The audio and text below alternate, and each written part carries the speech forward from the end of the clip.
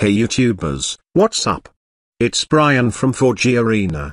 Today in this video we will review Sony's latest mid-range handset Xperia XA1.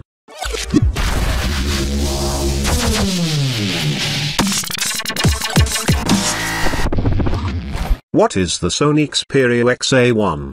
Sony's latest mid-range handset is all about the camera, something that's rarely offered in the sub-250 space. For that reason alone, the Xperia XA1 is worth considering, but with the decent camera come a host of compromises that not everybody will be happy with. In a competitive market, where the likes of the Motorola Moto G5, £180, and Lenovo P2, £200 on the 3 network, remain the most attractive choices, the XA1 faces tough competition. Sony Xperia XA1 design.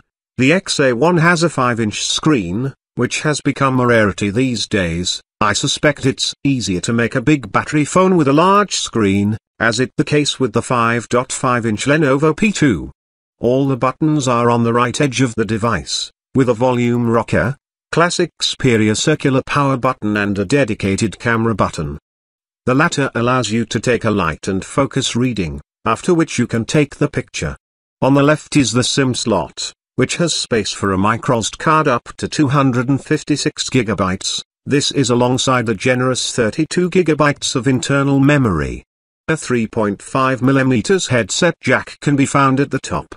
At the rear, the camera sits tucked into the back cover, with a protective metal ring around it to further distance it from scratchy tables and floors.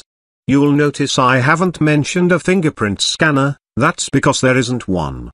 Sony Xperia XA1 screen. The XA1's screen is a 1280 by 720 pixel affair. Screen snobs will have stopped reading by this point, but for the rest of us this display is totally fine. Yes, text isn't as sharp as it could be and high-res images might not look great, but your Facebook and Instagram feeds will look just fine. The display can't compete to the Moto G5's 5-inch, 1920 by 1080 resolution screen, however. For day-to-day performance, it's fine.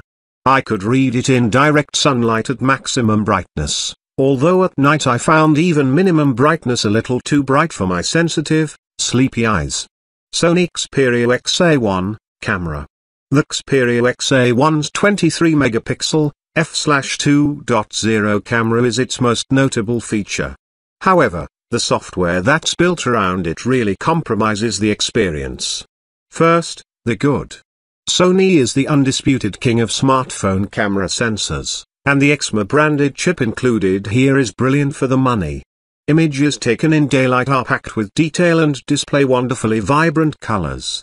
Autofocus is super fast, and there's a manual mode that lets you dive into numerous settings. I preferred leaving Superior Auto switched on and, on the whole, it did a good job. Superior Auto's only problem is that it won't let you turn on HDR, high dynamic range, manually. This is annoying.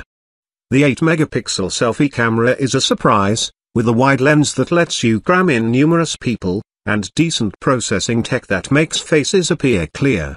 Video can be shot at up to Full HD at 30 fps, and there's a decent amount of image stabilization at work to make for smooth and reliable videos. You can also shoot photos while you record video. Should I buy the Sony Xperia XA1? If having the best possible smartphone camera for the money is a priority, then the XA1 is a no-brainer. You'll have to put up with a slightly fiddly manual camera mode and deal with the HDR-hating auto mode, plus, be wary of its slow launch times. But if you can look past all that, there's no better phone for the money.